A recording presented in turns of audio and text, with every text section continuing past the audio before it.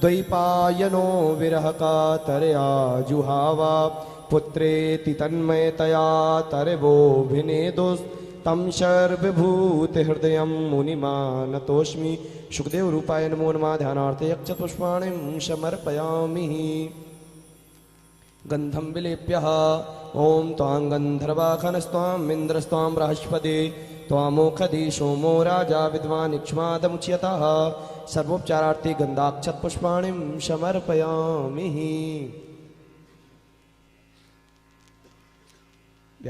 आदिना तस्मात् ब्राह्मण देवतः।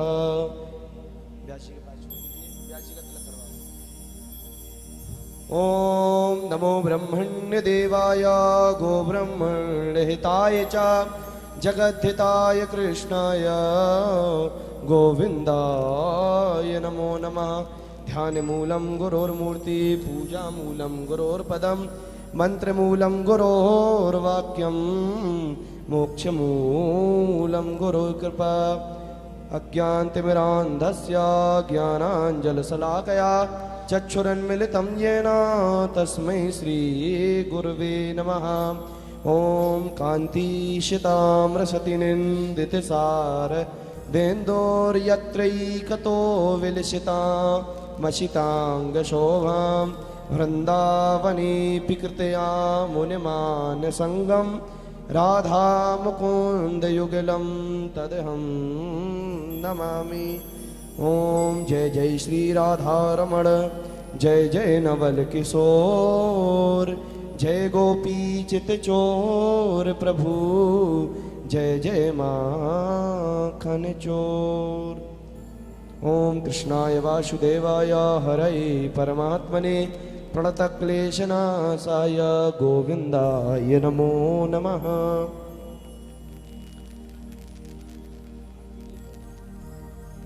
समस्त भक्तवृंद अपने अपने यथास्थान पर खड़े हो जाएंगे।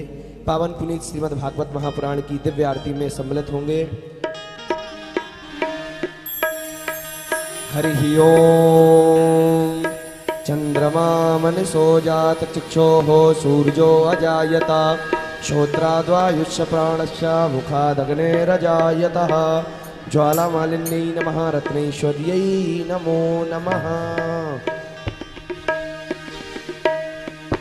श्री भागवत भगवान की है आरती। पापियों को पाप से है तारती। भागवत भगवान की है आरती। पापियों को पाप से है तारती।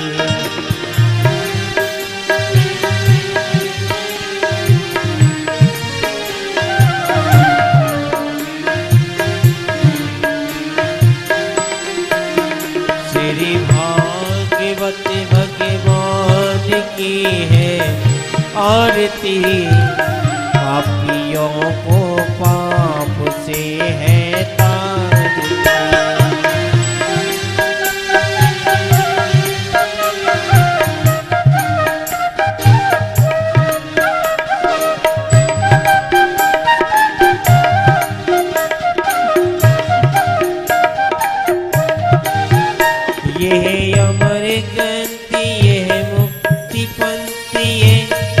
पंचम भेद निराला नबी ज्योति जगाने वाला। यह अमर ग्रंथ यह मुक्ति पथ ये पंचम भेद निराला नबी ज्योति जगाने वाला। हरि नाम यही हर नाम यही हरि नाम यही हर नाम यही जग के मंगल की आरती। पापियों को पाप से है श्री भागवत भगवान की है आरती। पापियों को पाप से है तारती।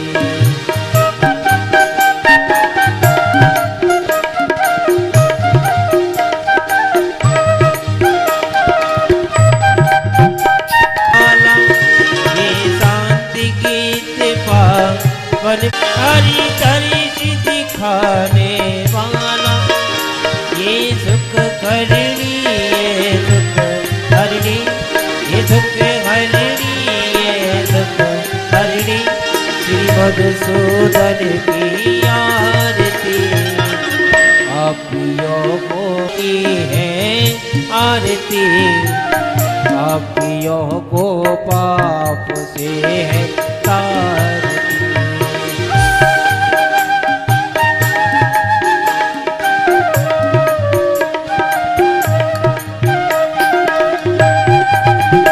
जगी पंथ को सत्य मार्ग दिखाने भवानी सहित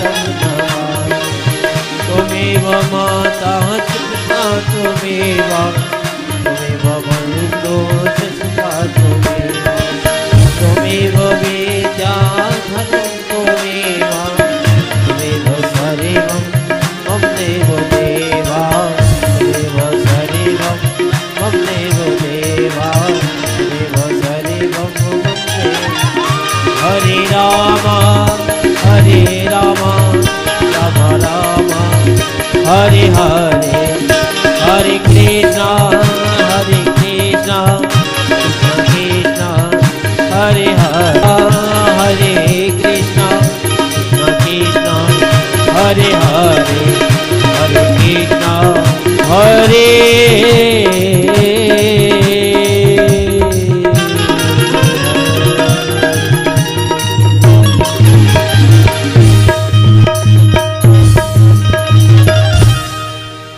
ओम जतना माया जंता देवा स्थानि धर्माणि प्रथमान्यासन्ना ते हनाकं महिमानः सचन्त यत्र पूर्वे शाद्यः।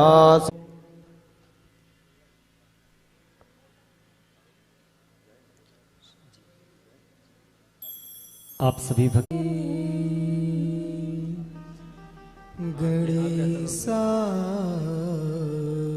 नमः। स्वस्ति श्री सरस्वती नमः। स्वस्ति श्री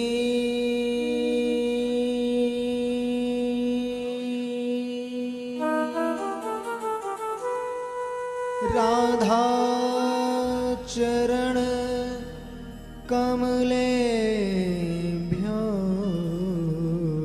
नमः। स्वस्ति श्री गुरुः चरण कमलेभ्यो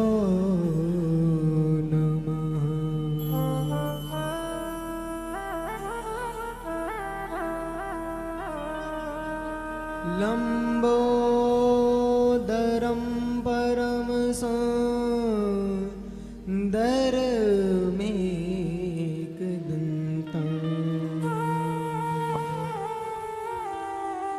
रक्तांबरं त्रिनयनं परमं पवित्रम्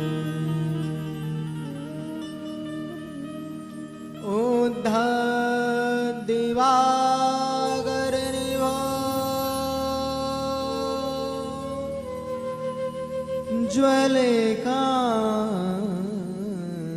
ज्वलकान्तिकान्तं सकलनिहरं नमामि।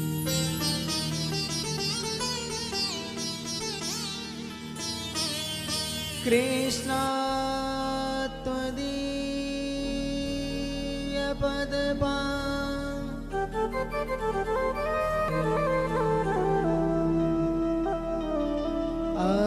अद्वैव मे विसतु मां नसराजहंसा।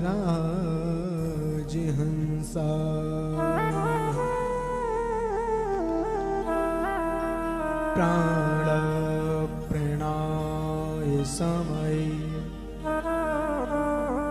कफवात पीत्ये कंठांबरो धनविधो स्मरणं कुतस्ते प्रेम से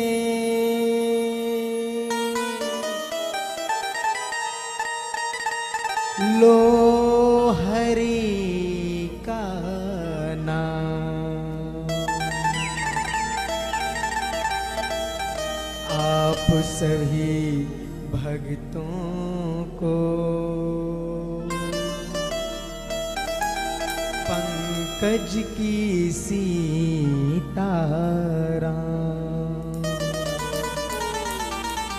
मेरी राधे श्याम। बुलबाल कृष्ण भगवान की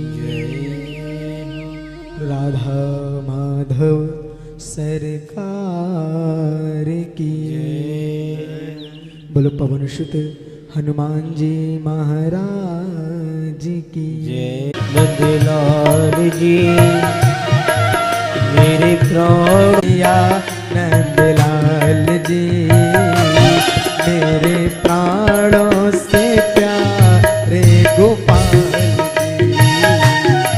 आओ सावरे कन्हैया नंदलाल जी मेरे प्राणों से प्यारे गोपाल जी। हे प्रभु स्वागत के लिए हम सब नैनों की छाव की ज्योति में बैठकर आपकी प्रतीक्षा में हैं। दोनों हाथ उठाकर और झूमकर प्रभु को अपने हृदय में बुलाएंगे। श्री राधे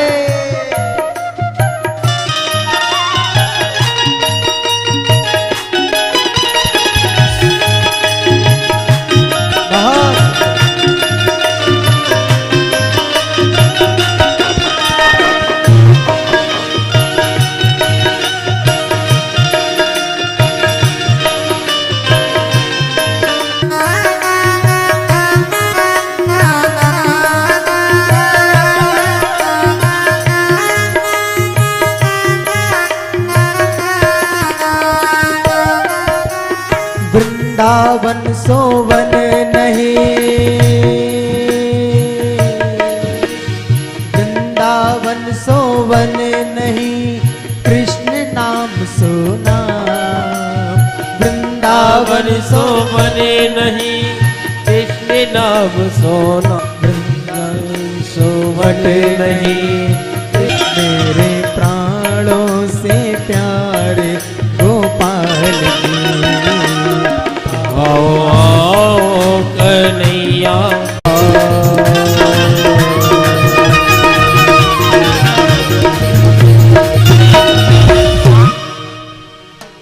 आओ आओ श्याम जी नंदलाल जी मेरे प्राणों से प्यारे गोपाल।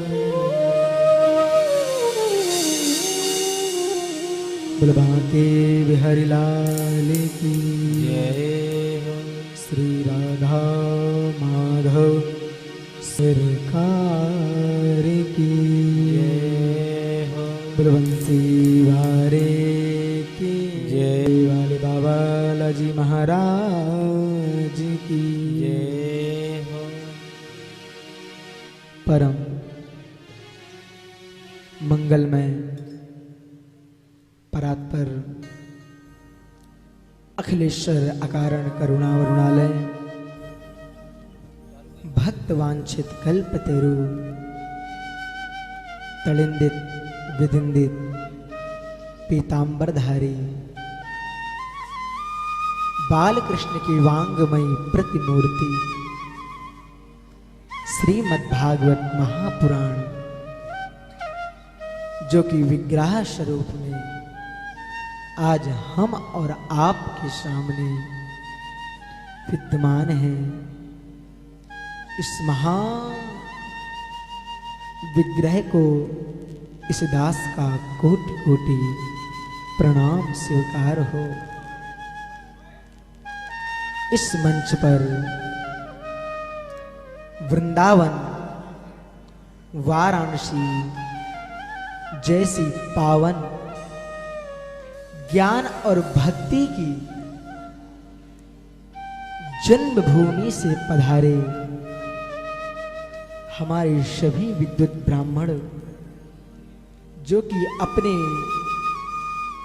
मुखाग्रों से श्रीमद् भागवत महापुराण के हर एक श्लोक का अद्भुत रूप में गायन कर रहे हैं, ऐसे सभी ब्राह्मण को इस दास का कोटि कोटि प्रणाम स्वीकार हो।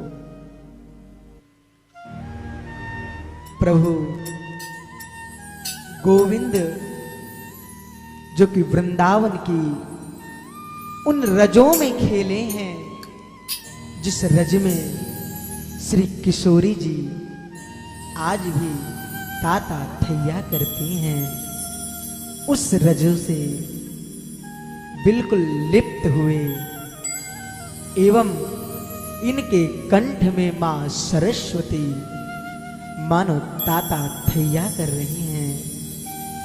जिह्वा पर भक्ति देवी अपने ऐसी रूपांतर को कंठित किया है, मानो ऐसा लगता है कि पूरा वृंदावन उठ करके आज आपके इस छोटे से ग्राम में हमारे सभी सहयोगी मित्र जो कि इस गांव को वृंदावन बना दिए, ऐसे सभी संगीतकारों के चरणों में इस दास का कोटि कोटि प्रणाम स्वीकार हो। एवं हमारे समक्ष बैठे क्या वर्णन करूं, आज सब एक ही रंग में रंगे, ऐसा रंग चढ़ा है प्रभु का। आज मैंने कलश यात्रा देखी, अद्भुत सात केसरिया प्रभु के पीतांबर, मानो लगता है ये जो आपने पीतांबर पहना है ना, मुझे लगता है ठाकुर जो पीतांबर पहनते हैं वही के धागे आज आप सबके जीवन में लागे हैं। अद्भुत, आप सबके श्री चरणों में भी इस दास का राधे राधे स्वीकार हो। सभी भक्त महानुभाव जो हमें हमारे ही YouTube परिवार से सुन सक रहे हैं या कथा को श्रवण कर रहे हैं, उनके हृदय में बैठे श्री ठाकुर जी को भी दास का प्रणाम। एवं यह कथा आप जो सीधा प्रसारण धर्म मंदिर के माध्यम से सुन पा रहे हैं, इसका डी लाइव प्रसारण आप अपने घर में लगी टेलीविजन के माध्यम से, जिनमें साधना चैनल आता है कि नहीं आता होगा साधना, आप उसका प्रसारण कल, आज का सीधा प्रसारण धर्म मंदिर से सुन रहे हैं और कल इसका डी लाइव आप अपने घर पर बैठकर भी सुन सकते हैं। और जो यहां सुन रहे हैं उनकी मैं क्या व्याख्यान करूं, अद्भुत। कई वर्षों की प्रतीक्षा आज पूर्ण हुई। श्री बालाजी के चरणों में बैठ करके, वो भी इस दास को जो कि कथा से बिल्कुल विमुख है। मैं कथा करने के योग्य हूं ही नहीं, मैं कोई कथाकार हूं ही नहीं। मैं आप सब माताओं के, आप सब पिताओं के चरणों का रज बनकर सिर्फ गोविंद की चर्चा करने आप सब तक आया हूं। भागवत तो एक माध्यम है, आप सबको गोविंद के जन जन जोड़ने का हमारा दायित्व जो आप सबने दिया है वह करने, उसको निर्वाह करने ये दास आया है। भागवत तो बड़े बड़े लोग विद्वानों की बात है महाराज। विद्वताम भागवतम परिच्छेयः। पूज्य शंकराचार्य भगवान कहते हैं विद्वानों की परीक्षा तो भागवत में होती है और पुराणों में नहीं होती। क्या 17 पुराण और नहीं है? क्या उसके उपपुराण नहीं है? इतनी सारी स्मृतियां हैं, पर नहीं, विद्वताम भागवताम परिच्छेयः। विद्वानों की परीक्षा भागवत में दी गई है, तो हम तो इसके काबिल हैं ही नहीं। ये तो विद्वानों का कार्य है, मैं तो मूर्ख हूं। मेरा तो इतना काम है, भज गोविंदम भज गोविंदम भज गोविंदम मूढ़ मते। अरे सिर्फ और सिर्फ से मूढ़ बुद्धि या अगुणता की बुद्धिता में किसी भी प्रकार से गुरु का, गोविंद का नाम प्रवेश कर जाए, यही हमारा आपका दायित्व है। और एक बात बताऊं,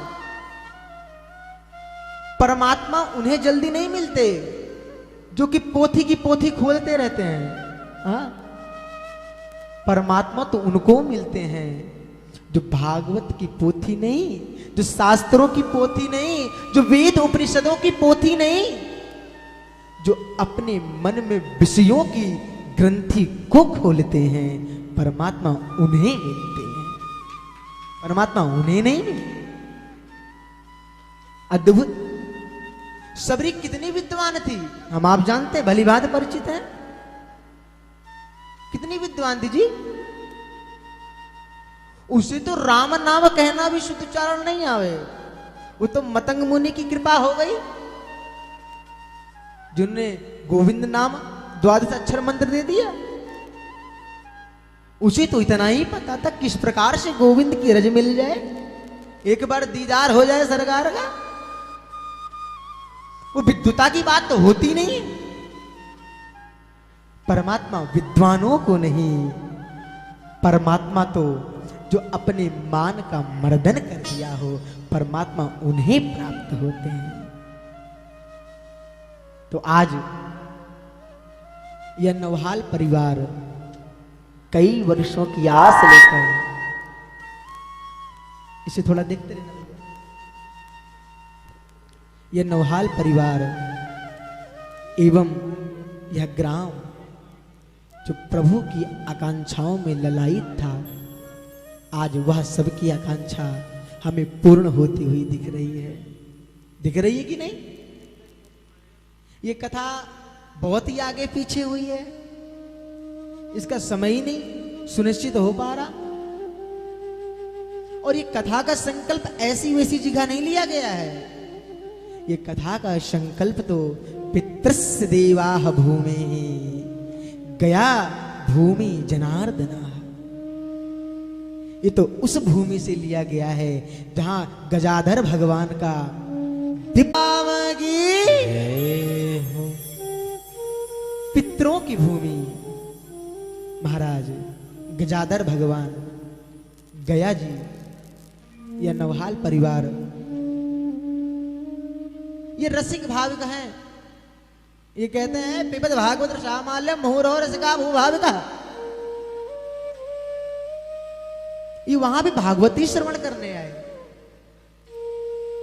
पर हम आप एक भागवत सुन ले साहब, फिर दूसरी भागवत की बात आए तो अरे महाराज कराई तो थी अभी, पर नहीं, मुहुरहो रसिका भूविभाव। बार बार क्या पानी पीने से पेट भर जाता है? माना कि जल पीने से हमारी पेट में, पेट की शांति हो सकती, पेट भर सकता है, लेकिन क्या जल से हमारी क्षुधा की जो तृष्णा है क्या वो समाप्त हो सकती है? आज जल पी लिया, अब फुर्सत 1 साल के लिए, ऐसा तो नहीं होता।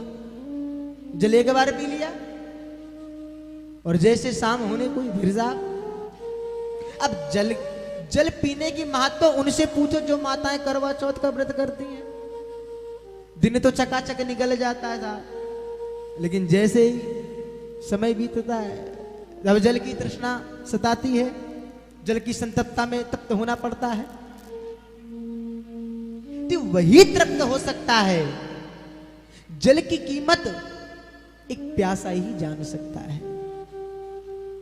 और भागवत की जो रसा प्रवाह की माधुरी है, जो उसका प्यासा है, वो वही भागवत के महत्व को जान सकता है।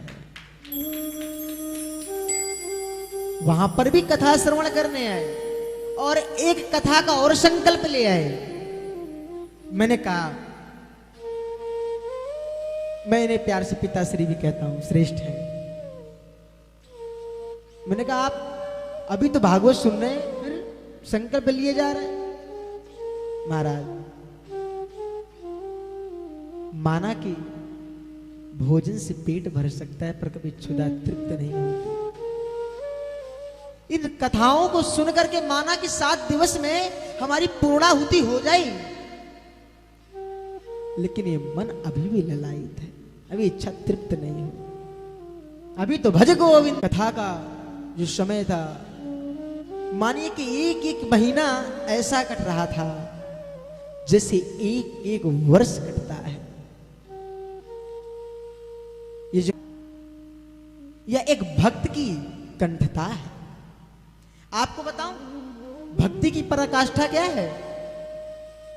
ध्यान सुनिएगा।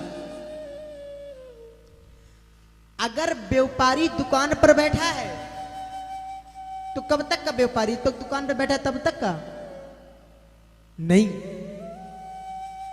वो दुकान में बैठे तो भी व्यापारी। और क्या दुकान से बाहर हो गया तो क्या व्यापारी? साफ चकाचक, बोले प्रभावशाली है। ये हमारे यजमान परिवार के इष्ट देव भी है, एवं हम सबके हृदय में निवास करने वाले श्री बालाजी के चरणों में भी इस दास का कोटि कोटि प्रणाम। तो आइए हम सब इस अध्यात्म की पीठ पर बैठकर अपने जीवन की तिमिरता को ध्वस्त करते हुए अपने जीवन के अंधकार को सुना। अतिशीघ्र सरल साधनों परमात्मा को शीघ्र प्राप्त करा देने वाला है। ऐसी अद्भुत कथा में हम आप सब प्रवेश करते हैं। भागवत भगवान की जय हो। महाराज, तो आइए हम श्रीमद् भागवत महापुराण के पहले महात्मा को जान लेते हैं। महात्मा जानना आवश्यक है। हमें किसी की महत्व को समझना हमारे लिए परम आवश्यक है। जैसे कि अभी हमारे सामने साहब कोई विधायक जी आ जाएं और हमें उनके बारे में पता ना हो, तो क्या उनके प्रति मेरी श्रद्धा बढ़ेगी? नहीं बढ़ेगी। जैसे आप हैं वैसे मेरे लिए वो हैं। लेकिन हाँ साहब, अगर कोई बताए, अरे साहब इस क्षेत्र के विधायक हैं, बड़ा लंबा चौड़ा कारोबार है, बड़ा अच्छा जनता की सेवा करते हैं, तो ऑटोमेटिक उनके प्रति मेरी श्रद्धा बढ़ती चली जाएगी। ऐसे ही भागवत को जानने के लिए, समझने के लिए इसके महत्व को हमें समझना होगा। क्योंकि गोस्वामी तुलसीदास जी लिखते हैं कि जाने बिनु ना होई प्रतीति और बिन प्रतीति होई नहीं प्रीति। जब तक हम किसी को जानेंगे नहीं, तब तक उसके प्रति मेरी आस्था बढ़ेगी। क्या है भागवत? आपको एक बात बताऊं, भागवतः प्रोक्तम इति भागवतम। ये तो व्याकरण अपने अनुसार इस शब्द को सिद्ध कर रहा है, भागवतः प्रोक्तम इति भागवतम। लेकिन मैं अपना अनुभव बताऊं, मुझे यहां होना चाहिए भगवानाः चरितम इति भागवतम। जो भगवान का चरित्र है वही भागवत है। जिसमें भगवान के चरित्रों का वर्णन किया गया है। 6 अध्यायों का यह महात्म्य है। तो आइए श्रीमद् भागवत महापुराण के महात्म्य के प्रथम श्लोक को हम सब बहुत भाव से गुनगुनाएं। हालांकि आप श्रीमद् भागवत रूपी कथा से भलीभांति परिचित हैं, कई बार सुनी होगी आपने, पर हम भी कथा को विस्तार रूप में जानेंगे। पर जितना ज्यादा हो सकेगा हम भागवत के श्लोकों को गुनगुनाएंगे। भागवत जी के गीतों को हम थोड़ा श्रवण करेंगे, मूल को, जड़ को समझने का प्रयास करेंगे। आप सबको अगर यह श्लोक आता हो तो मेरे साथ गुनगुनाएं और भागवत के प्रथम श्लोक में हम सब प्रवेश करें बहुत भाव से।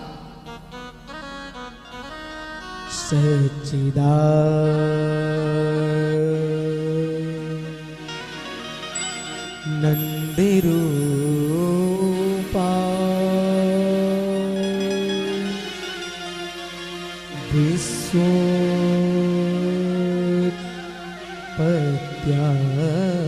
विश्वोत्पत्त्यादिहेतवे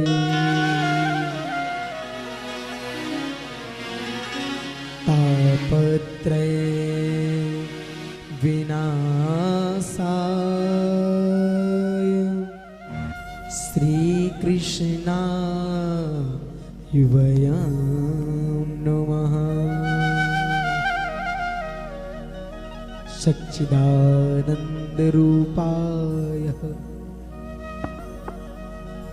व्यास जी की कितनी अद्भुत कलम चली है। भागवत जी के हर एक शब्द ऐसे स्पष्टकारी बना दिया है कि हम तो मूर्ख हैं। हमसे जो विद्युति में विद्वानों की प्रकाष्ठा में सूर्य के समान तेज हैं, वो भी घबरा जाते हैं साहब। कितने गूढ़ शब्द को लगाया है। सच्चिदानंद, सदघन चितघन आनंदा, सच्चिदानंद। अद्भुत, जो सत्य के घनीभूत हैं। घन समझते हैं? घन, आप लोग घन जानते हैं? गांव में होता था पहले ओखली टाइप में, तो उस पे घन मोटा सा जो ऊपर चलता था धान को कूटने के लिए। आप लोग क्या होता था कि नहीं? जब अब तो धान का समय भी आ गया है तो धान उसी में डालते थे ओखली में, फिर घन से उस पर प्राहा करते थे। तो घन के टंकार से, उसकी चोट से जिस प्रकार धान और चावल अलग हो जाते हैं, उसी प्रकार आज वही सतघनी रूपी घन से हम आप पर धर्म रूपी, गोविंद रूपी बार बार प्रहार करें, ताकि आप माया मोह में लिप्त हुए धान वह छूट जाए और अंदर से शुद्ध महाप्रसाद निकले। ये जितने सारे भक्त बैठे हैं, कोई ना कोई माया मोह में ग्रसित है, तो उस माया रूपी में सतरूपी, चित्रूपी, आनंद रूपी घन से बार बार प्रहार करूंगा। एक दिन नहीं, 2 दिन नहीं, फिर सप्ताह यज्ञेन कलौ पुनन्दिते। 7 दिवस तक प्रहार पे प्रहार, और तब तक प्रहार करूंगा जब तक ये माया मोह रूपी धान आपको छोड़ नहीं देता, तब तक इस पे प्रहार करूंगा। और मुझे विश्वास है एक दिन इस धान को मैं अलग कर दूंगा। ये परमात्मा की कृपा होगी। सतघन, भगवान सत्य में अभिलिप्त है, जिसमें असत्य प्रवेश ही नहीं कर सकता। कोई ठोस चीज होगी तो उसमें कोई प्रवेश कर सकता है दूसरा चीज? तो पहले से ठोस है। ऐसे भगवान सतघनीभूत है। सत्य की, ठोस की अवरुद्धता है।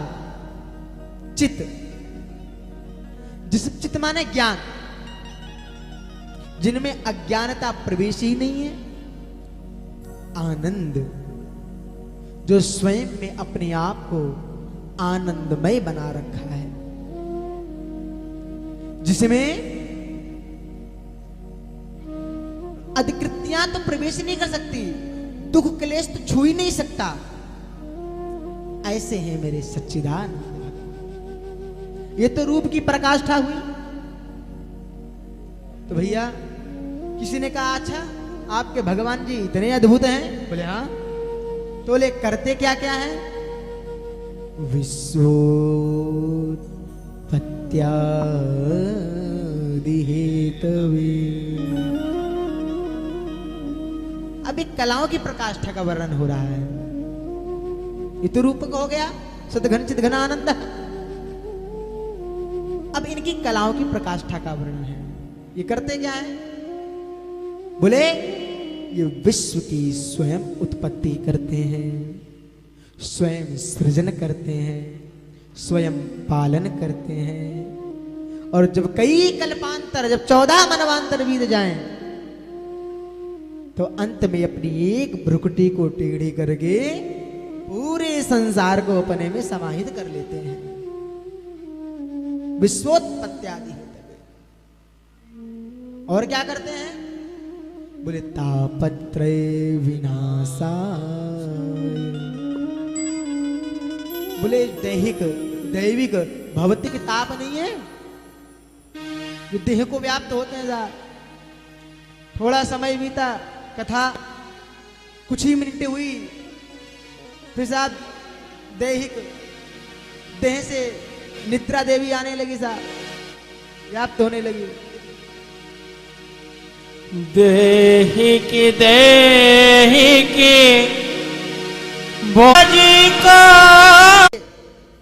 ये बहुत मार्मिक चीज बताने जा रहा हूं। जिन लोगों को भागवत में राधा शब्द ढूंढना है, अद्भुत बात लेकर आया हूं गुरु सेवा से। जिन्हें भागवत में राधा शब्द ढूंढना है, वो इस श्लोक को दोबारा पढ़े। श्री कृष्णा वयं नुमः।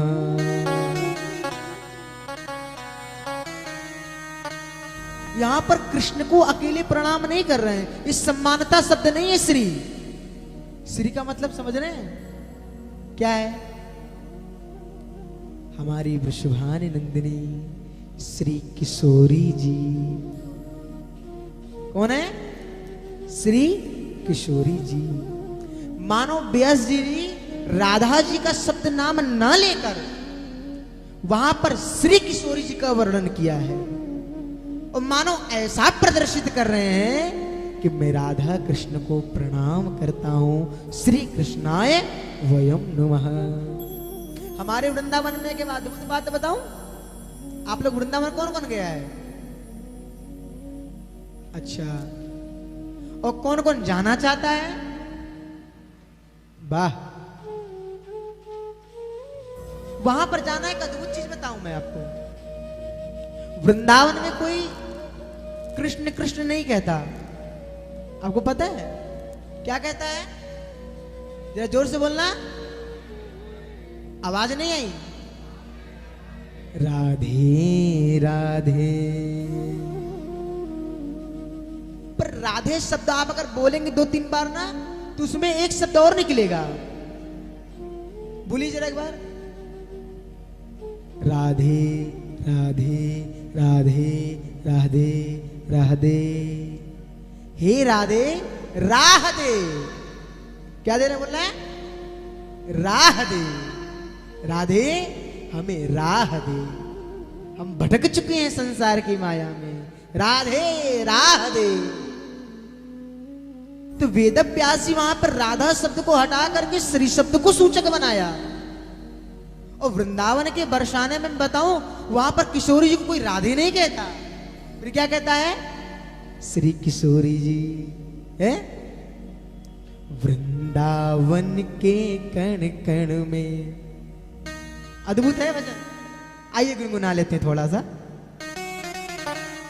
वृंदावन के कण कण में जहां बहती प्रेम की धारा, कट जाएंगे सारी बाधा तो जप ले राधा राधा तो जप ले राधा राधा तू जप ले राधा राधा तू जप ले राधा राधा वृंदावन के कण कण में वृंदावन के कण कण में वृंदावन के कण कण में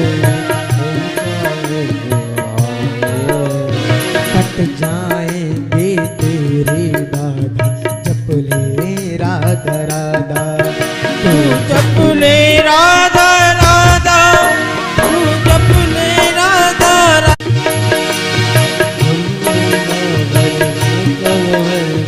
राधे राधे नाम राधे राधे रीझे प्यारे मन मोहन श्याम बिन राधा के दुनिया तो क्या बिन राधा के दुनिया में क्या श्याम सुंदर भी आधा कट जाए तेरी सारी बाधा जप ले राधा राधा तू जप ले राधा राधा तू जप ले राधा राधा तू जप ले राधा राधा तू जप ले राधा राधा तू जप ले राधा राधा तू जप ले राधा राधा तू जप ले राधा राधा तू जप ले राधा राधा तू जप ले राधा राधा तू जप ले राधा राधा जप ले राधा राधा तू जप ले राधा राधा राधा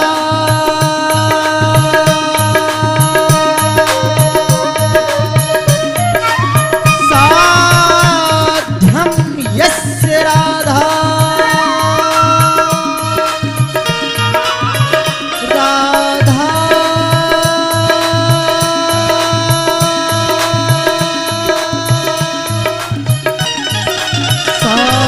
साधनां राधा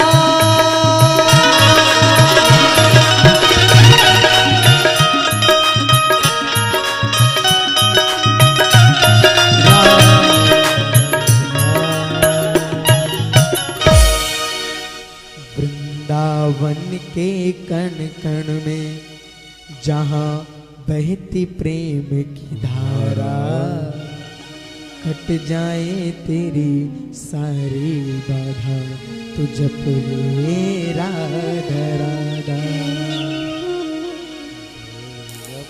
तो व्यास जी श्री शब्द सूचक लगाकर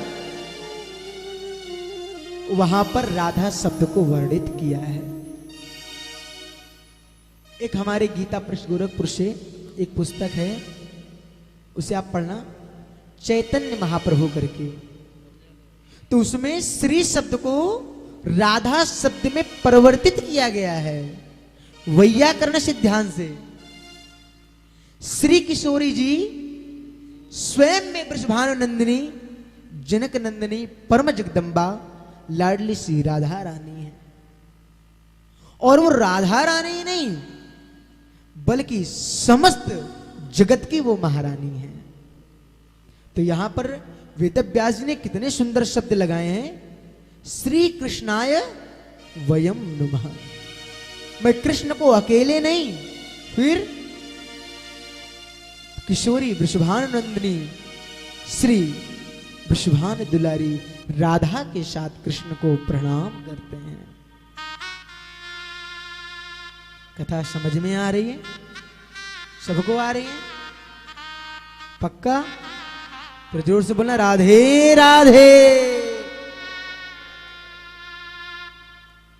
महाराज एक समय की बात है, यहां से कथा प्रारंभ हो रही है, बहुत ध्यान से सुनिएगा, क्योंकि पत्ते को सींच कर कभी पेड़ बड़ा नहीं होता। अगर पेड़ को बड़ा करना है तो पत्ते को सींचना पड़ेगा, जड़ को सींचना पड़ेगा, मूल को सींचना पड़ेगा। सही बात है ना? जिससे बच्चे बहुत बड़े हो जाएं, फिर माताएं कहती हैं साहब हमारा बच्चा जो है वो ठीक समय पे नहीं चल रहा है, वो सही कर्तव्य पर नहीं है, वो अपने कर्तव्य से विमुख हो रहा है। तब वहां पर कहते हैं मां जब बच्चा छोटा था ना तब आपको कार्य देने से पहले उसको संस्कार देना था। आप कार्य देने में बेशक वक्त लगा देना पर संस्कार पहले देना। पर अब तो समय साहब सीताराम, बच्चा पहले माताएं होती थी, बच्चा अगर रात में रोवे तो मां रात भर अपने आंचल में बच्चे को रखती, स्वयं ना सोती पर बच्चे को सुलाने के लिए अपनी नींद को खराब कर देती। तब के बच्चे राम जैसे कृष्ण जैसे होते थे। पर अब बच्चा अगर थोड़ा ही रोवे तो माता जी फोन निकाल के साहब कार्टून, हाँ साहब पहले होता है कि नहीं?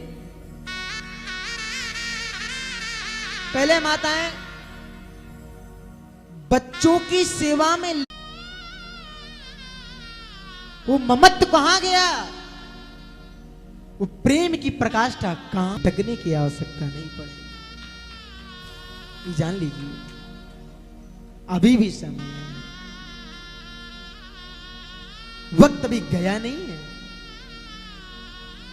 मैया अगर मैंने बचपन में मोबाइल पकड़ी होती तो क्या आज आपके समक्ष में होता? मैया बहुत समय पूर्व एक बार 88,000 ऋषि एक सत्र सत्संग करने की इच्छा अंदर उनके उत्कंठित हुई। एक सत्र समझ रहे हैं? एक सत्र 1000। हमें तो इंग्लिश साहब आती नहीं, हमें तो साहब इतना आता है नो नेवर, इसके लिए साहब 1000 एक सत्र सत्संग करने की इच्छा मन में आई, पर किया कहां जाए साहब? सब ब्रह्मा जी के पास पहुंचे, ब्रह्मा जी के पास गए, प्रार्थना की। चतुर्मुखम बहिरूपः ब्रह्मसा ब्रह्मवेदता हंस वक्ता में वारूढ़ वासुदेवा महाकृति। हे चतुर्मुख, हे चतुरानन, आपकी प्रभुता से, आपके मुखाग्रों से वेद वेदांतों की कृतियां फैली। आज उन्हीं के फलस्वरूप हम सभी ऋषि एक सत्र का अनुष्ठान करने की मन में इच्छा जागृत हुई, पर समझ में नहीं आ रहा किया कहां जाए। कहीं भी भाई अगर कोई संत किसी के यहां सत्संग करने आवे और महीना भर रुक जाए तो अगर अड़ोसी पड़ोसी को समस्या होने लगती, साहब कहीं ऐसा ना हो महीना भर कर रहा कथा और धीरे धीरे ही अपना आश्रम बनवा ले, जमीन हड़प ले मेरी। आप भाई पाखंडता पाखंड है, अब तो भक्तों के अंदर पाखंड की निरता प्रवेश कर गई है। अगर कोई ज्यादा पूजा पाठ करने चले जाए तो साहब पड़ोसी को समस्या हो जाती है। पहले की माताएं तो भोर में सुबह प्रातः काल ब्रह्म काल में उठती थी, ठाकुर जी को पूजन करती थी। अब आप एक बार सुबह 4 बजे उठ करके और अपने छत पर जाकर सूर्य को अर्घ देकर देखो, पड़ोसी वाला साहब जरूर कुछ करा रहा मेरे ऊपर। हाँ, अगर मंदिर भी 1-2 बार मंदिर चले गए हम तो पड़ोसों को भी दिक्कत होने लगती है। बताओ, बार बार मंदिर जा रहा है, जरूर कुछ गोलमाल है। कहने की तात्पर्य है कि जो ज्यादा पूजन पाठ करे उसमें भी समस्या उत्पन्न होने लगी। तो हे पिता, हे ब्रह्म पिता, हम सबको कोई एक ऐसा स्थान बताइए जहां पर हम एक सत्र कथाओं को सुनने के लिए हम सुव्यवस्थित स्थान हो, तो उसका कोई मार्ग हमें बताइए जो संसार के भौतिक सुखों से दूर हो, प्रभु की कथा के लिए ही वो बना हो। ऐसी कोई कृपा हो तो बताओ। ब्रह्मा जी ने कहा श्री हरि के पास चलिए, वही कोई स्थान बता सकते हैं। सनकादिक और श्री ब्रह्मा जी महाराज भगवान नारायण के पास गए, तो भगवान नारायण ने अपने एक अंग से सुदर्शन को निकाला, चक्र, और उस चक्र को संतों से आदेश दिया, ये चक्र जहां चलते चलते जिस स्थान पर रुक जाए वही स्थान इस भारत भूमि की सबसे पवित्र भूमि होगी, जहां पर आप अपने अनुष्ठान को कर सकते हो। तो सुदर्शन चक्र जो है चल पड़ा, पूरे ब्रह्मांड को घूमता रहा, और घूमते घूमते मां धेनुमती के तट पर आकर वह स्तंभित हो गया। किसके तट पर? जोर से बोलना, जब तक आप लोग बोलेंगे नहीं हमें समझ में नहीं आएगा आप लोग कथा सुन रहे हैं कि नहीं। धेनुमती, धेनुमती का मतलब समझ रहे हैं? धेनु माने क्या? गाय। वाह, धेनु माने गाय, मती माने माता है। ये हमारी श्रीमती है, परिचय होता है कि नहीं? मती माने माता, मती माने बुद्धि। एक शब्द के कई वाक्य हैं।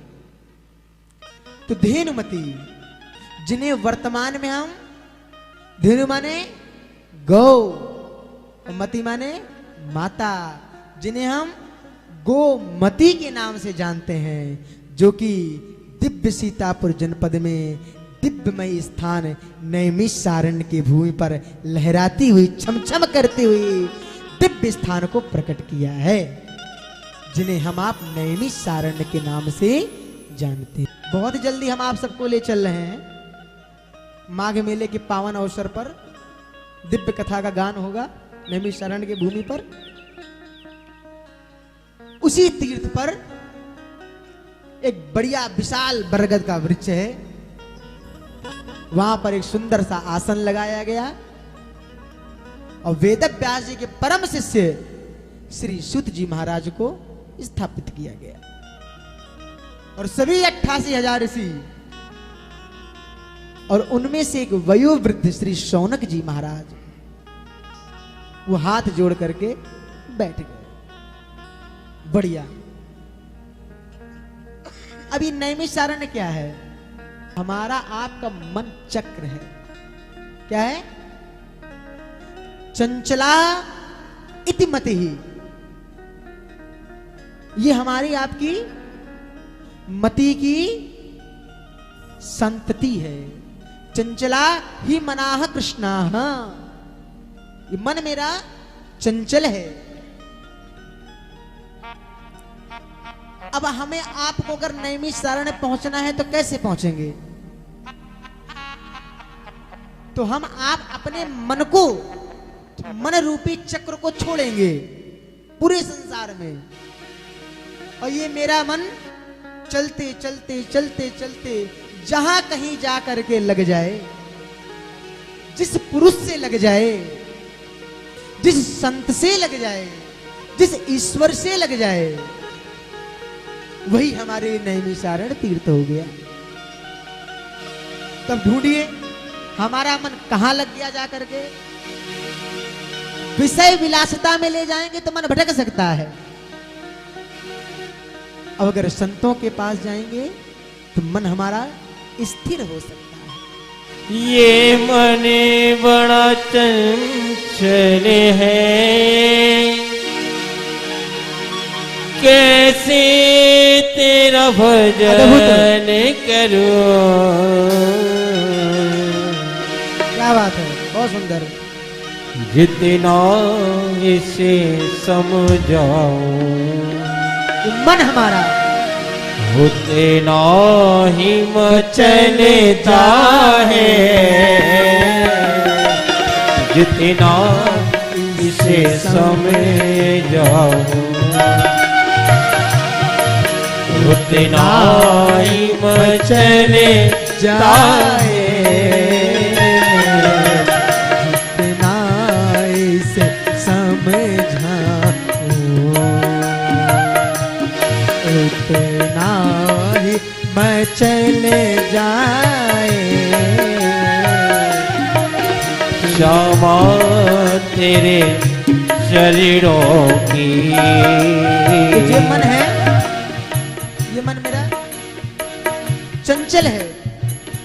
अभी जो चंचल रूपी चक्र चला संसार में, तो घूमते रहा, घूमते घूमते जब किसी संत की, अब संत कैसे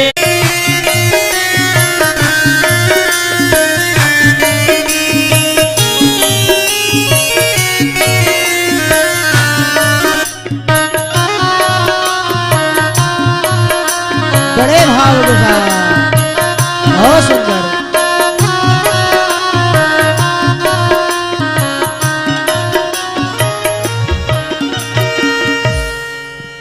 बुलवा के बिहारी लाल की जय हो। तो कहने का तात्पर्य है, मन के मारे बन गए बन तज बसत ही नाय। कहत कबीर मन चंचला ये कहूँ लागत ना। मन बहुत चंचल है, पर ये मन जहां जाकर अवरुद्ध हो जाए, जहां रुक जाए, वही आपके लिए वो तीर्थ बन जाए। ब्रह्मा जी बुद्धि की स्वरूपता है, पर हंस रूपी विवेक पर बैठते हैं। बुद्धि तो सबके पास है, पर इसका उपयोग करना ये विवेक कार्य करता है।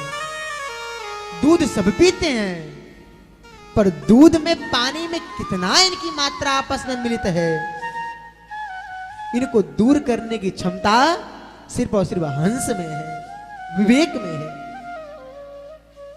ये वही, कोई और नहीं नैमिषारण्य, हम ही आपका मन ही नैमिषारण्य है। अब आपका मन आकर यहीं लग गया, बालाजी के श्री चरणों में लग गया, तो कहीं और जाने की आवश्यकता नहीं है। आपका मन यहीं लग गया, कथा ही अद्भुत लग गई, मन एक हृदयकंठित हो गया, यही नैमिषारण्य हो गया। तो महाराज ऐसी पावन भूमि पर सूत जी को मंचासीन किया, और महाराज 88,000 ऋषि एक साथ बैठ गए, और उन 88,000 ऋषियों में से एक सौनक जी को प्रमुख श्रोता बनाकर ऋषियों ने आगे कर दिया। जिसे कथा तो सभी लोग सुन रहे हैं, पर एक प्रमुख तो होना चाहिए, तो प्रमुख रूप में आपने इस नौहाल परिवार को आगे कर दिया। और सौनक जी भी ऐसे वैसे नहीं है साहब, हाँ ये मत समझिएगा, वयोवृद्ध है, इतना ज्ञान है उनके अंदर कि सहस्त्र वर्ष बीत गए प्रभु की गुणगानों को सुनते सुनते सुनते सुनते, पर मन कभी तृप्त नहीं हुआ। और 88,000 ऋषियों को नेतृत्व भी कर रहे हैं। सोचिए, विचार करिए आप, बुद्धिमानी भी कम नहीं है, फिर भी मात्र 16 वर्षीय सूत जी के सामने अनभिज्ञ बनकर बैठ गए। ये जान लीजिए महाराज, शौनक जी ने प्रश्न किया सूत जी से। सोचिए, इतने विद्वान होने के बाद शौनक जी स्वयं को अनभिज्ञ समझ रहे हैं। शौनक जी और हनुमान जी में कोई अंतर नहीं मुझे लिख रहा है। अब क्या हनुमान जी किसी से कम है क्या? पर यत्र यत्र कीर्तनम, जहां जहां प्रभु का कीर्तन होता है राघव का, तहां तहां हनुमान जी पहले जाके अपना आसन जमा लेते हैं साहब। और हनुमान जी से बड़ा कोई वक्ता है क्या? है? मुझे तो नहीं लगता। जिन्होंने वन वाटिका में श्री भरत जी महाराज को दिव्य अमृतमयी राम कथा सुनाई, ऐसे हनुमान जी महाराज जो कि स्वयं राघव जी को कथा सुनाई, राघव की ही कथा राघव जी को सुनाई वक्ता बन करके। फिर भी कहीं भी कथा होती है तो हनुमान जी पहले बैठ जाते हैं। वो निर्बल नहीं है कि बैठ जाते हैं। निर्बल है क्या हनुमान जी? अतुलित बल धामा, अतुलनीय बल है जिसकी तुलना नहीं की जा सकती। अतुलित बल धामा, ये जान लीजिए। तो लोग कहते हैं जो ज्यादा बलवान होता है साहब, उसकी बुद्धि कम काम करती है। ऐसे ही होता है ना, जो पहलवान होता है उसकी बुद्धि थोड़ा मोटी होती है। पर मेरे हनुमान जी बलवान तो बहुत है साहब, ये जान लीजिए। 4000 योजन मात्र 2 घटी में, 4000 योजन जाना वापस आना और संजीवनी बूटी के पहाड़ को लेकर आना, इससे आप विचार कर लीजिए वो कितने बलवान है हनुमान जी महाराज। और बुद्धि में बुद्धिमताम वरिष्ठा, बुद्धि में भी कमजोर नहीं है। बुद्धि तो साहब ऐसी है, जब रावण में युद्ध हो रहा था तो हनुमान जी महाराज ने कहा राघव जी से धीरे से, प्रभु आप व्यर्थ में क्यों बाण खराब कर रहे हैं? अगस्त मुनि से प्राप्त हुए, आप कहो तो अभी 1 ही मिनट में चटमंगनी पट ब्याह इसी समय साहब कल्याण कर दें। काय को व्यर्थ में ये पुल बना रहे हैं और बाण निरर्थक व्यर्थ कर रहे हैं? आप आदेश तो करें। हनुमान जी ने, राम जी ने कहा महाराज, राम जी ने कहा हनुमान, किसी को मारना बुद्धिमानी नहीं है, उसके अभिमान का मर्दन कर देना ये बुद्धिमानी है। तब हनुमान जी ने कहा महाराज क्या आपको लगता नहीं है कि हमने उनके मान का मर्दन नहीं किया? बोले कैसे? बोले मसक समान रूप कभी धरही। बोले रावण के मान का मर्दन तो मैंने तभी कर दिया था जब महाराज सोने की लंका को मसक समान बनकर ही पूरी खाक कर दी थी, पूरी लंका को भी ध्वंस कर दिया, सोने की लंका को जला के रख दिया। तो बुद्धिमानी में भी कम नहीं है, बुद्धिमताम वरिष्ठा, कमी किसी चीज में नहीं है महाराज। और उपकार तो ऐसा करते हैं श्री हनुमान जी, बालाजी महाराज, जिस पर एक बार इनकी दृष्टि पड़ जाए उस पे परमात्मा की समवृष्टि नहीं होती। जिस पे एक बार इनकी दृष्टि पड़ जाए, उपकार तो बहुत करते हैं, पर इतने बुद्धिमान, इतने बलवान, इतने ज्ञानवान होने के बावजूद भी जब कहीं प्रभु की कथा होती है तो अनभिज्ञ बन के श्री हनुमान जी महाराज बैठ जाते हैं। जैसे आपके सामने बालाजी महाराज बैठे हैं, हम बड़भागी हैं कि टूटी फूटी वाणी से उन्हें कथा का स्वादन करा रहे हैं। आप बड़भागी हैं कि आपको उनकी छत्र छाया में बैठकर कथा श्रवण करने का सौभाग्य मिल रहा है। संसार में तो बहुत सारी भूमि है, कहीं और पर कथा क्यों नहीं हुई? इसी स्थान को क्यों चुना गया? तो नवहाल परिवार ने सोचा कि कहीं और कथा करूं तो हनुमान जी को आने में थोड़ा समय लग सकेगा, उन्हें कष्ट होगा, तो क्यों ना हम ही हनुमान जी के पास चले उनको सुनाने के लिए साहब। तो खुद ही स्वयं हनुमान जी को सुनाने चले आए। तो ऐसे श्री शौनक जी महाराज हनुमान जी की तरह है, बुद्धिमान बहुत हैं, फिर भी अनभिज्ञ बन करके कथा का रस साधन कर रहे हैं।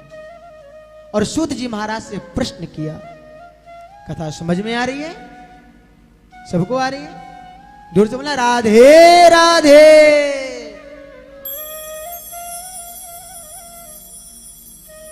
एक श्लोकों में उन्होंने सूत जी से प्रश्न किया है, अज्ञान ध्वांत विध्वंस सूर्य कोटि समप्रभा सूतख्यायि कथा सारं मम कर्ण रसायना। हे सूत जी महाराज, हम सब अज्ञान की तिमिरता में ध्वस्त हो रहे हैं और मुझे कुछ ऐसी कृपा करें कि मेरी अज्ञानता आपके वक्तव्य से एक ही बार में ध्वस्त हो जाए। मम कर्ण रसायनम, मेरे कानों में राम रूपी कथा रूपी सार का जो रसायन है वो प्रवेश करके अंदर के ज्वराकृत को दूर कर दे। जब हमारे कान खराब हो जाते हैं साहब, तो उसमें क्या करते हैं हम लोग? रसायन डालते हैं औषधि साफ करने के लिए। उसी प्रकार जब विषय भोग विलास हमारे कानों में भर चुके हैं, तो उसमें राम रूपी कथा रूपी भगवत रूपी सार का आश्रय लेकर उस रसायन से कर्ण में घुसे विषय विलास को हम दूर करेंगे। हे सूत जी महाराज, जो कथा का सार है, वैसे तो भगवान विष्णु के अनेक शास्त्रों में सार वर्णित है, पर जो सरल हो, सुगम हो और जो सीधे हृदय में उतर जाए, कोई ऐसी कथा हो तो हमें सुनाइए। महाराज, मेरे कानों में जो विषय विलासता की, भोगों की, विषयों का जो कर्ण में हमारे उत्कटित घुस चुका है, वो आपके रसायन से पवित्र हो जाए। क्योंकि जो संत का रसिक होता है भाई, इस कान में वही जाएगा ना जो हरि हरि निंदा सुनहि जय काना। जो हरि की निंदा सुनता है साहब, श्रवण रंध्र अहि भवन समाना। महाराज, ये जो कर्ण है ना, अगर इसमें परमात्मा रूपी रसायन नहीं डाला गया ना, तो अहि भवन बन जाएगा। कौन सा भवन? अहि भवन। अहि माने समझ रहे हैं? विषैला भुजंग सर्प। इस छोटे से कर्ण में जब विषैला भुजंग सर्प प्रवेश कर गया, तो धीरे धीरे अंदर में अपने विषयों के ऐसे विलास को ध्वस्त करेगा कि अंदर परमात्मा रूपी ज्ञान ध्वस्त हो जाएगा। अब विचार आपको करना है कि अपने कानों में विषय विलास जैसे भुजंग को डालते हैं या परमात्मा रूपी रसायन को डालते हैं। महाराज, जो कथा के रसिक हैं वो तो साहब कथा सुनेंगे, अगर अगल पड़ोसी बात भी कर रहा है तो उससे कह देते हैं साहब दूर चलो, कथा में डिस्टर्ब हो रहा है। और जो कथा के रसिक नहीं है, विषैले भुजंग के रसिक हैं, वो साहब क्या करते हैं? कथा कहीं भी हो, अगर बगल वाले धीरे ने कुछ कहा, हाँ साहब हाँ हम गए, तुम तो गए थे वहां। तो जो विषय की अभिलाषता में लिप्त हैं, उन्हें विषयों की बात चाहिए, और जो परमात्मा की कथा में लिप्त हैं, उन्हें परमात्मा की कथा। मम कर्ण रसायनम, मेरे कर्णों को जो पवित्र कर दे। कलुषित प्राणियों में जो पापाचार्यों की वृष्टि इस समय फैल रही है, इसका रंधन हो जाए, इसका भंजन हो जाए, ऐसी कोई अद्भुत हमें कथा श्रवण कराई। महाराज सूत जी कहते हैं, हे ऋषियों,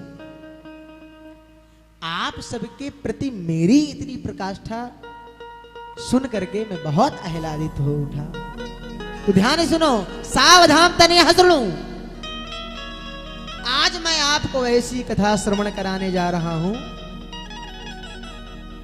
जो कि इस संसार के कलुषित प्राणियों का, उनके दुखों का भंजन करके परमात्मा के मुक्ति के द्वार खुलवा देती है। ऐसे दिव्य अमृतमय कथा सुनाने जा रहा हूं, लेकिन सावधान तनिया सुनो, सावधान होकर सुनना। कोई अपनी अनमोल वस्तु आपको दे तो बार बार कहेगा साहब संभाल के रखना, महंगी चीज है। पहली बात तो सबको देता नहीं है, और देता है तो बार बार बोलता है सावधान। तो ऐसे ही सूत जी कह रहे हैं, सावधान तनिया। महाराज बहुत सावधान से लेना। तो कहते हैं, कालव्याल मुखग्रासा, अद्भुत त्रासि निर्णार सहितवे, श्रीमद्भागवतं शास्त्रं कलौकीरेण भासितां।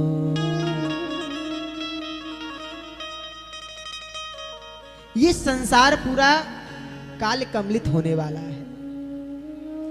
यह संसार बहुत ही शीघ्र काल के मुख में ग्रास बनकर प्रवेश होने जा रहा। इस संसार में सबको सबसे बड़ा भय किस चीज का है बताइए, आप लोग बताइए। देखिए, कथा जब श्रोता भी विद्वान हो, वक्ता भी विद्वान हो, श्रोता वक्ता गुण ज्ञान निधि कथा राम की गुण, जब दोनों विद्वान हो तो कथा बड़ी रहस्यमयी होती है।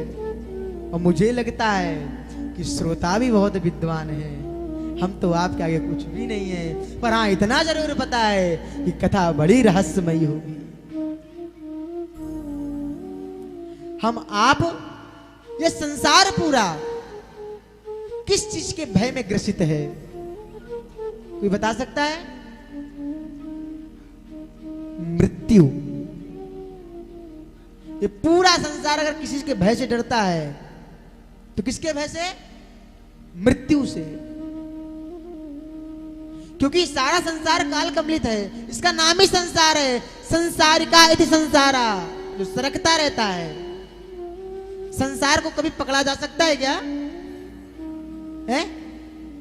इस संसार को कितने भी पकड़ने की कोशिश करो, पर ये पकड़ में आने वाला नहीं है। ये अपने समय से चलता रहेगा। और ये पूरा संसार जो है मृत्यु के भय में से ग्रसित है। अच्छा, जानता सबको ही है। अभी बगल वाले से पूछो, पूरी कहानी बताएगा। अरे साहब, सबको एक दिन जाना है, क्या लेकर आया है, क्या लेकर जाएगा। बड़ा मंदिर में कथा भी करेगा, कथा भी श्रवण करेंगे और मंदिर में आरती भी करेंगे। तेरा तुझको अर्पण क्या लागे मेरा। लेकिन साहब अगर जैसे ही घर पहुंचे और एक भी अगर चम्मच गायब हो गए तो पड़ोसी की खैर नहीं है। हाँ, पता है, अहिभवन है। ये अहिभवन जो है कथा के रस को प्रवेश ही नहीं करने दे रहा। महाराज, विद्वान तो यहां सबश्रेष्ठ हैं, लेकिन कोई समझने को तैयार नहीं है। मृत्यु सबको आनी है, पर कोई स्वीकार करने वाला नहीं है। किसी ने किया उस स्वीकार तो बताओ। मरना सबको है, पर कोई स्वीकार नहीं करता है कि हम मरेंगे। जिस दिन उसने स्वीकार कर लिया कि हमें मरना है, उसी दिन वो संसार के विषयों से मुक्त हो जाएगा। वो चाहेगा नहीं कि मैं झूठ बोलूं, पाप करूं, छल करूं, कपट करूं, द्वेष करूं, बेईमानी करूं, क्योंकि वो जानता है ना कुछ लेकर आए हैं ना कुछ लेकर जाएंगे। लेकिन साहब, जानने को सब जानते हैं, ना लेकर आएंगे ना लेकर जाएंगे, लेकिन बगल वाले ने अगर 10 रुपए निकाल लिए तो उसकी खैर नहीं। ये हमारी आपकी सच्चाई है महाराज। मृत्यु के बारे में सबको पता है, पर स्वीकार करने वाला कोई नहीं है। हे ऋषियों, इस संसार में सब मृत्यु के भय से दुखित हैं, और जो संसार के मृत्यु के भय से दूर करा देता है, ऐसी है ये श्रीमद् भागवत महापुराण। सुर नर मुनि सब की है रीति, स्वार्थ लागे करहि सब प्रीति। महाराज, ये संसार जितना भी है सब अपने स्वार्थ में, और सब कलुषित प्राणी की संज्ञा में है। आज नहीं तो कल सबको जाना है, तो जाना है, मानो या ना मानो। इसी प्रकार महाराज, संसार को मृत्यु के भय से जो दूर करा देता है, ऐसी ही श्रीमद् भागवत। ऋषियों ने कहा किसी और का कराया था? बोले हाँ। बोले किसका? बोले जब परीक्षित जी को श्राप लगा 7 दिवस में मरने का, तब सुखदेव जी ने भागवत सुना करके उनको भय से मुक्त कर दिया। सुना रहे थे तब देवता सुधा कुंभम गृहीत देवी लोक में गया था, सत्संग की कामना लेकर के शांति को ढूंढने गया। पहुंच गई, बोले क्या हुआ? पर वहां पर संतों की तो बात छोड़िए, तरुणी प्रभुतागे हे श्याल को बुद्धिदायका, कन्या विकर्ण लोभा नाम दंपति नाम गलगना। पूरा संसार अपने ही कलुषित प्राणियों में लिप्त है, भाई भाई को शत्रु मान बैठा है। माता पिता थोड़े बुजुर्ग हो जाते हैं तो उनको घर से बाहर एक पलंग दे दिया जाता है, उनकी बुद्धि तो बाद में ली जाती, पहले साले साहब की बुद्धि ली जाती, श्याल को बुद्धिदायक। और कन्या विकर्ण लोभा नाम, दहेज के नाम। मन में ऐसी भ्रांतियां जब श्री मैंने देखा तो मन बड़ा दुखित हुआ। पर मैं पुष्कर, प्रयाग, काशी, गोदावरी हर तीर्थों में गया, पर कहीं शांति नहीं मिली। फिर वृंदावन गया, वृंदावन पहुंचा तो वहां पर एक युवती, वहां मैंने देखा कि एक युवती 2 बुड्ढों के साथ रो रही थी। मुझसे रहा नहीं गया, मैं गया, मैंने पूछा देवी कस्तम को हम कुदा आया था? देवी आप कौन हैं, कहां से आई हैं और क्यों रो रही हैं? तब उस युवती ने कहा, द्रविड़ देश से उत्पन्न हुई, कर्नाटक में बढ़ी, फली फूली और पूरे संसार में भटकती रही, पर जैसे धन्य वृंदावनम, जैसे वृंदावन आई, मैं प्रबल युवती हो गई। लेकिन जो दोनों बुड्ढे हैं ना, ये कोई और नहीं, ये दोनों मेरे पुत्र हैं, ज्ञान और वैराग्य। ये यहां नारद जी, आप तो नर को नारायण से मिलाने वाले हैं। आपको एक बात बताऊं, नारद जी एक ऐसे संत हैं जिन भक्तों को भगवान के दर्शन हुए हैं। अगर बात करो ध्रुव की तो पहले नारद जी दर्शन हुए। बात करो प्रहलाद की,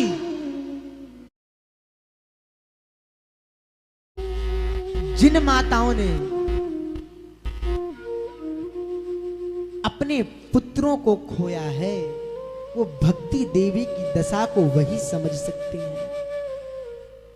पूज्य गुरुदेव भगवान कहा करते थे, पिता अगर तब तक पुत्र को खिलाने की क्षमता रखता है, सारे दुख को कष्ट सहने की क्षमता रखता है, पर एक बोझ ऐसा होता है जो पिता अपने शरीर पे उठा नहीं सकता। वो क्या? वो अपने पुत्र की सबकी यात्रा की जो अर्थी उसको कांधा नहीं दे सकता, उस पीड़ा को वो उठा नहीं सकता। जिन माताओं पिता ने अपने पुत्र को खोया है, अपने को युवा देखकर और बच्चे को धाम को जाते हुए देखा है, मुझे लगता है कि इससे बड़ा कोई कष्ट दुनिया में नहीं है। विचार करें, जब कोई युवा बालक चला जाए और लोग उसे निकाल कर बाहर रखें और आखिरी बार पिता से कहा जाए चल के अपने बेटे को देखो, मैया वो पिता अपने बेटे की ओर निहारता भी नहीं है। वो कहता है ले जाओ, मुझसे देखा नहीं जाएगा। संसार में पुरुष कभी नहीं रोता, लेकिन जब अपने पुत्र के कंधे देने की बात आती है तो पिता कितना भी कठोर हो पिघल जाता है। मां कितनी भी कठोर हो, भक्ति देवी के साथ वही गति है कि उनको सुसुप्ता वृद्ध हो चले। और ये मैं आपको बताऊं, ये कथा कहीं और नहीं, हमें आप पर लागू होती है। वास्तव में इस समय भक्ति देवी तो सबके पास खूब है कि नहीं? पहले इतनी सोशल मीडिया के माध्यम से जन जन तक हर प्रतिदिन हर समय कथा पहुंच रही है। क्या पहले इतने साधन थे कथा के सुनने के? भक्ति देवी तो बहुत है आप सबके अंदर, भक्ति तो बहुत है, पर इस भक्ति में हम ज्ञान और वैराग्य के चक्षु को खो बैठे हैं। भक्ति तो बहुत है, पूजा करने खूब चलेंगे साहब, खूब दूध दही घी मधु शक्कर खूब अर्पण करेंगे साहब, लेकिन ज्ञान और वैराग्य के चक्षु नहीं है ना, तो भक्ति निर्भक्ति है। भक्ति के चक्षु, भक्ति की आंख है, ज्ञान कर बैठा दो उसे। सूर्य से क्या, अंधे व्यक्ति को ज्ञान और उसको प्रकाश अंधकार से कोई मतलब नहीं है। ऐसे ही आप लोग के अंदर भक्ति तो बहुत। तो क्या करते हैं शंकर जी चढ़ाते हुए पानी के दूध को? ओम ओम गाड़ी मिल जाए, घोड़ा मिल, लड़के बच्चे जब पढ़े लिखे जाए, घर में चकाचक धन हो जाए, भंडार भर जाए, यही तो करते हैं। यानी 5 रुपए के दूध को चढ़ाकर भगवान को लाखों की लिस्ट पकड़ा देते हैं। गाड़ी दे, घोड़ा दे, बंगला दे, डिजायर दे, हैं, BMW दे, बच्चों को नौकरी दे। ये हमारी ज्ञान की सुसुप्ता है। और गाली देने से पेट नहीं भरता तो उस भगवान को छोड़ करके मनमुखी पंथ में प्रवेश कर जाते हैं। ये भगवान ठीक नहीं है, जो चादर चढ़ाए हैं बगल में वो ठीक है साहब। महाराज, स्त्री अगर अपने पति से धोती मांगे, साले से धोती मांगे और उसने दे भी दिया, तो क्या उस पत्नी ने अपने पति के मान को नहीं खोया, उसकी मर्यादा को नहीं खोया? वैसे हम और आप हैं। हम जगतपति को छोड़ करके कम केवलम चाकलेय जगति जयति माया यस्य काया धवस्ति वचन रचन में कम केवलम चाकलेय ध्रुव पद्मपिया तो यत्कृपा तो ध्रुवोऽयं सकल कुशल पात्रं ब्रह्मपुत्रं नतोऽस्मि।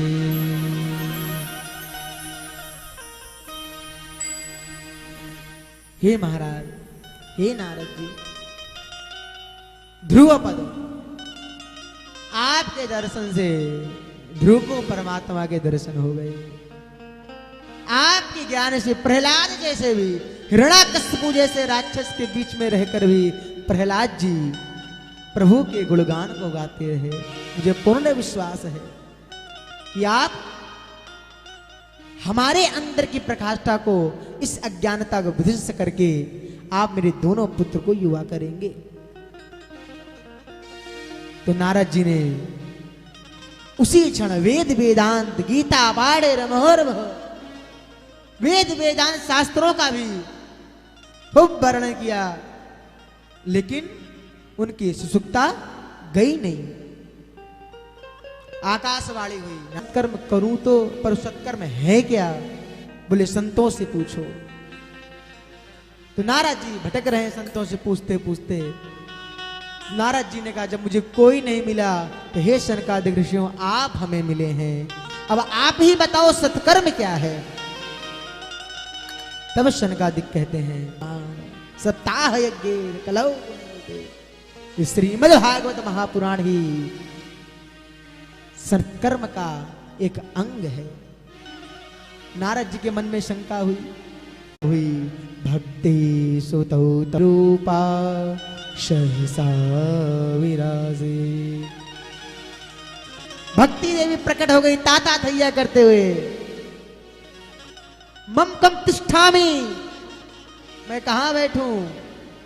तो सनकादिक कहती हैं जहां जहां वैष्णव का मन है भक्ति देवी तुम वहां जाकर निवास करो। जहां पर भक्ति है, जनकपुर में गए क्योंकि वहां भक्ति देवी हैं। ऐसे ही जहां जहां भक्ति देवी होती हैं वहीं वहीं भगवान पहुंचते हैं। कथा प्रारंभ हुई। नारद जी ने कहा साहब मेरे कुछ प्रश्न है, पूछें। मम प्रश्न समाधाना, मेरे प्रश्न का समाधान कीजिए। क्या प्रश्न है? बोले ये भागवत जो है क्या जो जीवित है उन्हीं का कल्याण करते हैं या जिसकी मृत्यु हो गई है, जो जीवन भर पाप किया है और पाप करते करते अंत में मृत्यु को प्राप्त हो गया है और प्रेत बन के संसार में भटक रहा है, क्या उसको भी इस भागवत से मुक्ति मिल सकती है? सनकादिक ने कहा हाँ बिल्कुल हो सकती है। हम तो ये कहते हैं जिसने जीवन भर पाप किया हो और एक क्षण भी भगवान का नाम न लिया हो और मृत्यु के बाद समस्या प्रीत पीड़ा विनाश न, जो प्रेत पीड़ा से ग्रसित हो, अगर वो भी भागवत सुन ले उसे भी मुक्ति मिल जाती है। ऐसी भागवत है। बोले पहले किसी के साथ हुआ? बोले हाँ। कौन? बोले तुंगभद्रा नदी किनारे एक छोटा सा गांव में एक आत्मदेव नाम के ब्राह्मण रहा करते थे। बड़े विद्वान थे, बड़े कर्तव्य थे, बहुत ज्ञानवान थे, लेकिन उनका मन बड़ा खिन्न रहता था। पूछे क्यों? उनके कोई संतान नहीं। महाराज मन में बड़ा क्षोभ था और पत्नी भी ऐसी नाम धुंधली और ऐसी पत्नी जो जब तक पड़ोसी से 2-4 दिन लाठी चार्ज न हो जाए भोजन अंदर नहीं जाता। हाँ एक दिन मन में बड़ा क्षोभ हुआ, वन को गए, बोले अगर आज प्रभु से संतान की इच्छा वर प्राप्त नहीं हुआ तो प्राण दे दूंगा। मरने को चले, तभी एक संत भगवान गुजरे। संत ने देखा ब्राह्मण है, रो रहे हैं। सोचे कि ये प्रभु की भक्ति की विलासता के लिए रो रहे हैं। जैसे पूछा, हे ब्राह्मण देवता आप क्यों रो रहे हैं? तो आत्मदेव ने कहा, प्रभु मेरे पास सब कुछ है पर कोई संतान नहीं।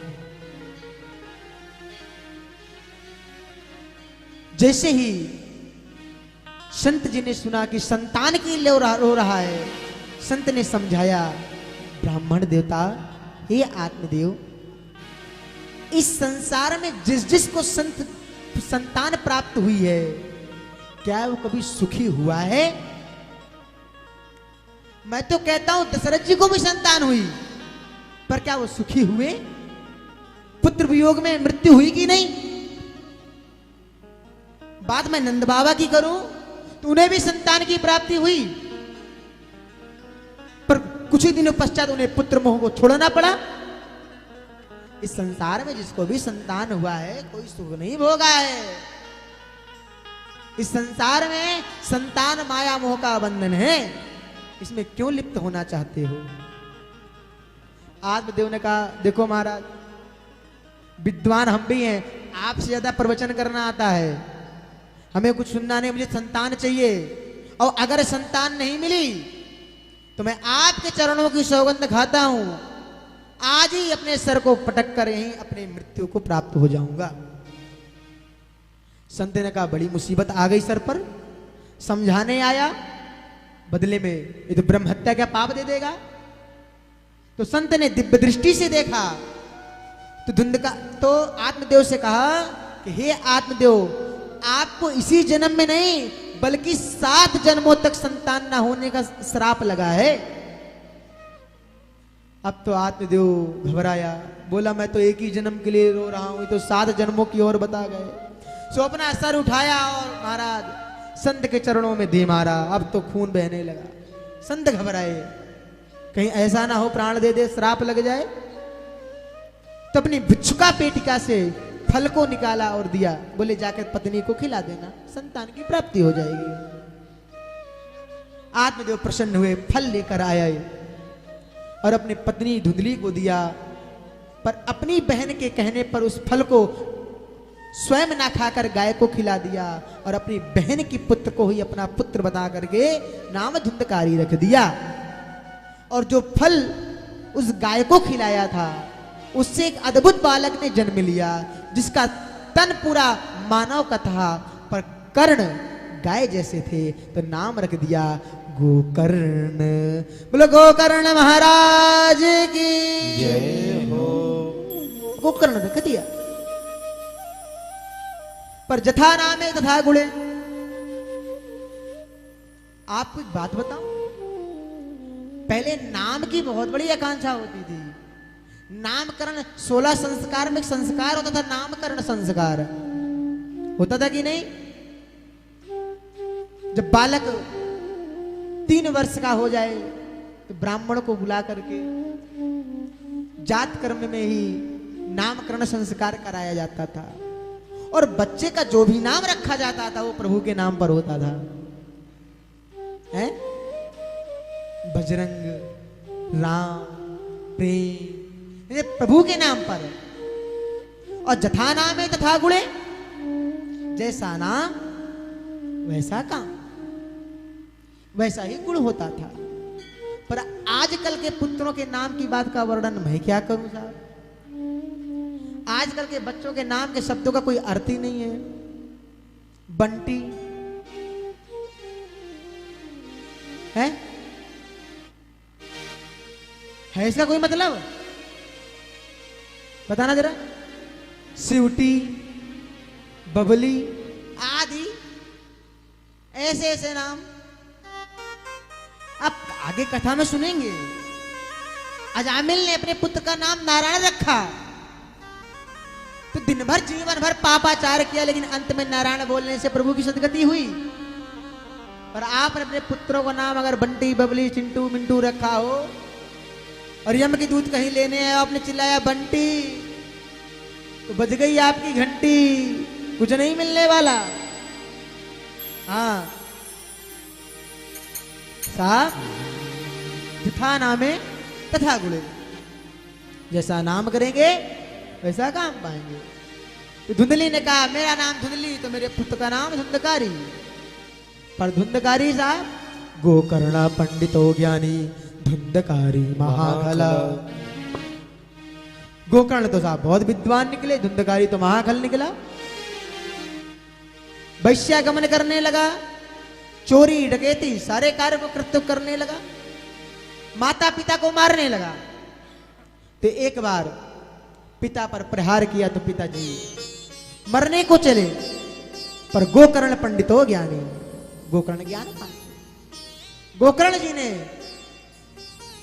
अपना दिव्य गोकर्ण उपदेश दिया और कहा पिताश्री, इस संसार को देहांत रुद्रई, इस हाड़ मांस शरीर को हमने अपना मान बैठा है, लेकिन पिताजी याद रखिएगा, ये शरीर से नाता परिवार का तब तक है जब तक इसमें प्राण वायु है, और जिस दिन इस शरीर ने अपने प्राण वायु से विमुख हुआ शरीर, तो जिस घर को आपने बनाया है वो घर फिर आपसे चिल्लाकर कहेगा इस मिट्टी को बाहर रखो, घर आप पवित्र हो रहा है। जिस परिवार को आपने संजोने में लिप्त होकर के गोकर्ण को भय सताने लगा, तो गोकर्ण जी ने कमंड से जल निकाला और छींटा मारा, कस्तम को हम कौन हो और मुझे क्यों सता रहे हो? तब वह प्रेत कहता है अहम भ्राता तदोष्यस्मि धुंधकारी नामतः। भैया मैं कोई और नहीं, मैं आपका भाई धुंधकारी हूं, प्रेत बन गया हूं, मुझे इस प्रेत प्रेरणा से निवृत्ति दिलाएगी। महाराज मैं तो गया जी गया, वहां श्राद्ध किया, पिंडदान किया, फिर भी मुक्ति नहीं मिली। धुंधकारी बोले हम उच्च कोटि के प्रेत हैं, हाँ VIP, इतनी जल्दी मुक्ति मिलने वाली नहीं है। तो फिर बोले कोई ऐसा कर्म करिए जिससे मुझे तत्क्षण मुक्ति प्राप्त हो जाए। गोकर्ण जी ने कहा ठीक है। भोर हुई, सूर्य को अर्घ दिया, सूर्य भगवान ने कहा श्रीमद् भागवत महापुराण की कथा करो। तो गोकर्ण जी ने भागवत कथा करी। तो धुंधकारी प्रेत रूप में जैसे कथा सुनने बैठे, पवन देव आवे और उठा के ले चले जाएं, जितनी बार बैठे वो उड़े चला जाए, वो कथा सुन ही ना पाए। तो सामने बांस के कुछ वृक्ष लगे हुए थे, तो 7 गांठ का बांस था, उसी बांस में जाकर धुंधकारी बैठ गया। अब तो सबने कथा सुनी। और हाँ, भागवत सुनने के नियम ये हैं, जब भी भागवत की उत्कर्ष निकाले और कथा का वक्ता उन्हें नियुक्त करें जो विप्र हो, वैष्णव हो, विरक्त हो और शास्त्रों के द्वारा दृष्टांत देने में कुशल हो, ऐसे वक्ता को कथा के लिए नियुक्त करें। और कथा प्रारंभ हो तो फलाहार करें। फलाहार इसलिए आधा भोजन कर लेंगे तो नींद आएगी साहब, फिर तो कथा के बीच में ये भी तो होने लगेगा ना, बीच में ये ना हो।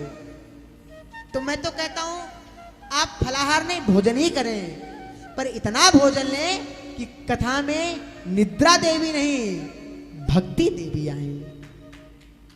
आप इतना भोजन लें और दिव्य कथा का रसस्वादन करें।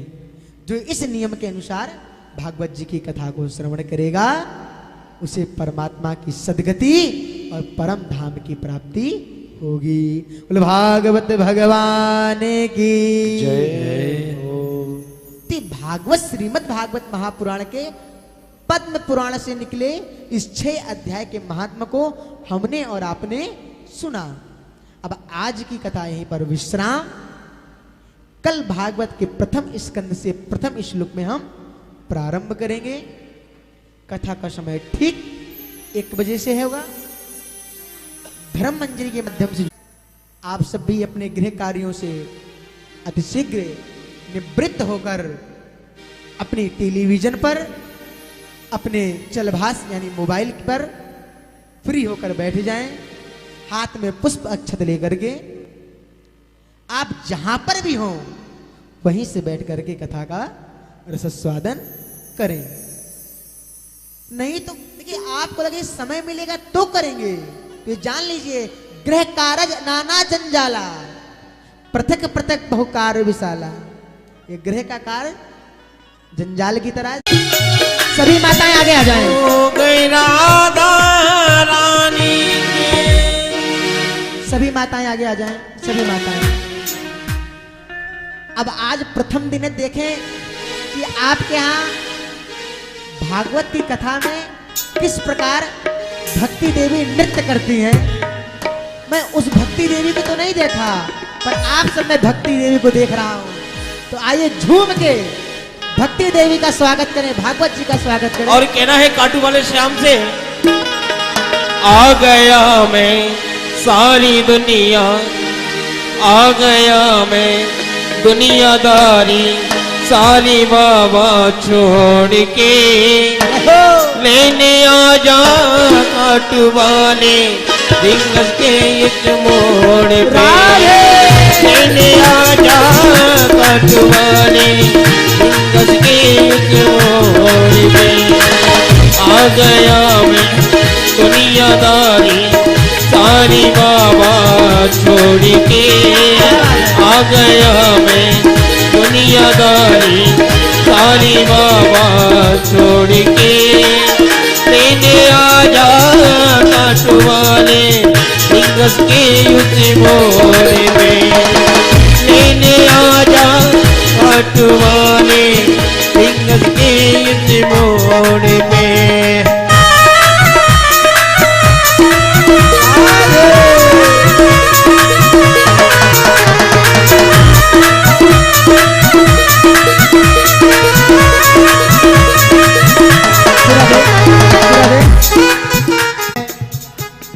अपने YouTube परिवार तो जो लाइव चला रहे हैं उनसे अनुरोध प्रार्थना करेंगे कि जरा दूर बैठे जो भी कथा का रसस्वादन टेलीविजन के माध्यम से कर रहे हैं, उनको आप दिखाएं कि राजस्थान वालों को कैसे स्वागत करना आता है भक्ति देवी का, गोविंद का। झूम कर दिखाएंगे। श्री राधे जय हो।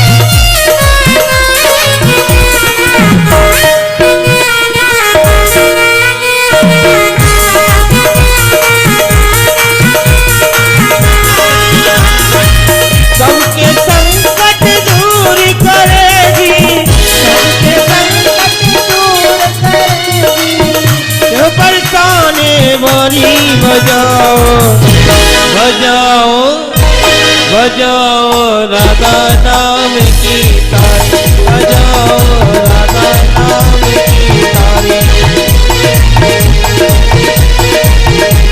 बजाओ राधा नाम की तारी। सबके संकट दूर करेगी, सबके संकट दूर करेगी, तो बरसाने वाली बजाओ।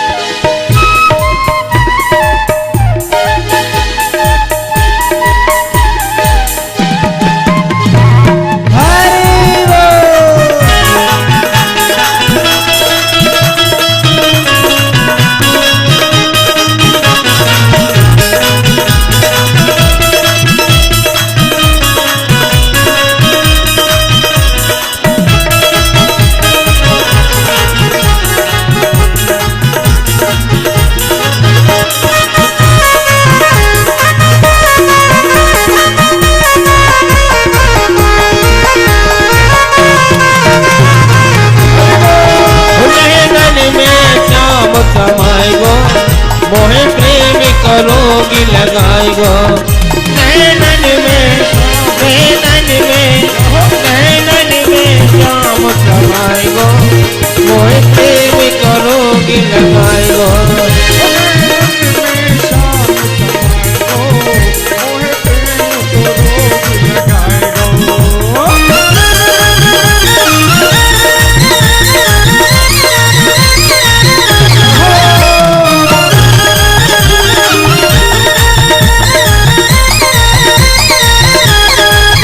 मरी जाऊंगी कन्हैया तेरे अधीरन पे मरी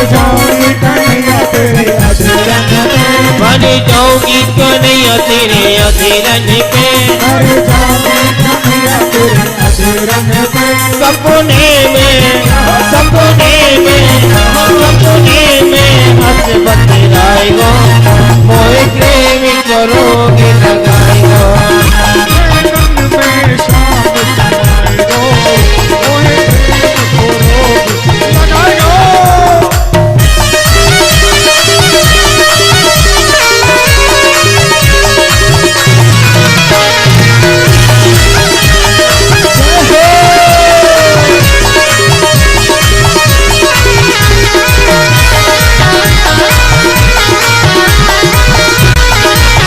बलिहारी कन्हैया तेरी अधीरन पे तेरे केसर के मोती पलकन पे ओ बलिहारी कन्हैया तेरी अधीरन पे तेरे केसर के मोती पलकन पे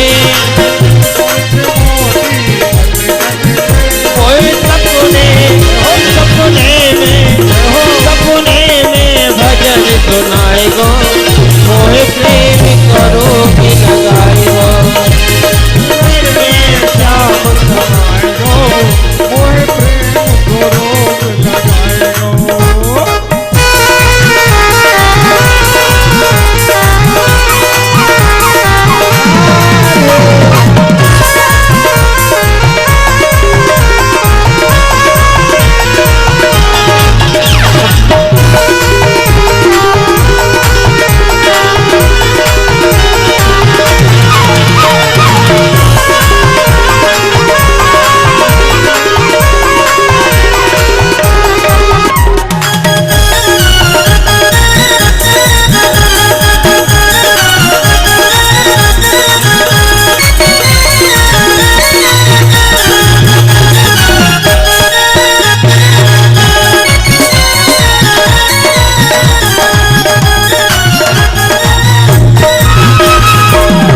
बोलिए बांके बिहारी लाल की जय।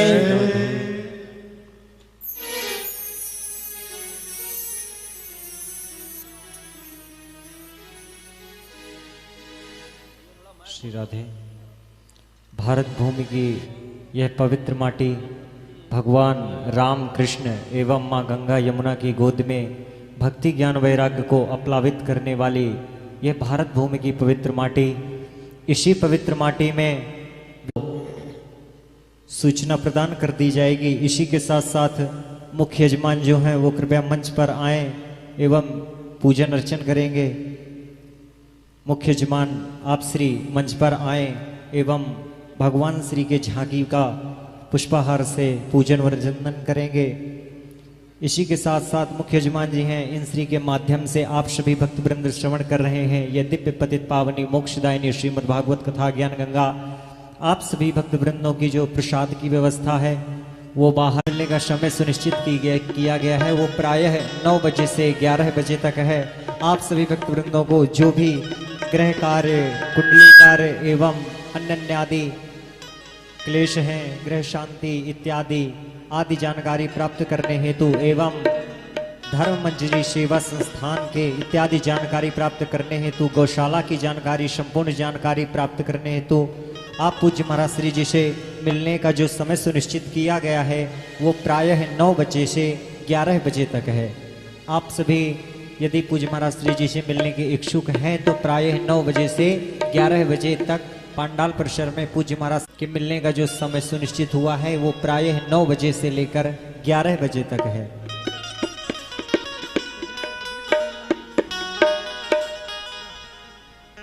इसी के साथ साथ पांडाल परिसर में जो भी बाहर भक्त वृंद हैं वो सभी आरती के लिए कृपया पांडाल परिसर में आए।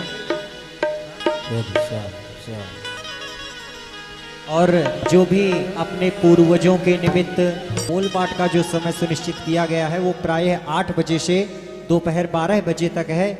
इससे पूर्व 6:30 बजे से लेकर 8 बजे तक विद्वत आचार्यों द्वारा पूजन कार्य प्रारंभ होगा एवं 8 बजे से दोपहर 12 बजे तक मूल पाठ भक्त वृंद कथा का आनंद लेंगे। इसी के साथ साथ आइए आरती करते हैं।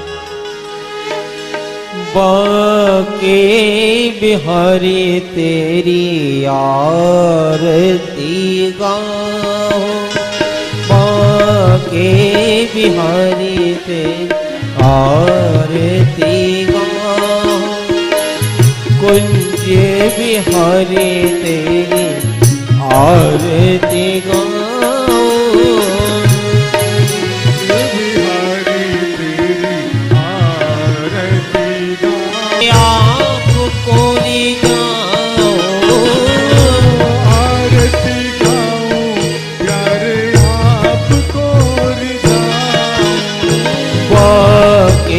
बिहारी तेरी आरती गाओ, बाके बिहारी तेरी आरती गाओ, मोरे मुकोटे प्यारे शीश पे सोहे, मोर मुकुट प्यारे शीश पे सोहे, प्यारी बंसी मेरो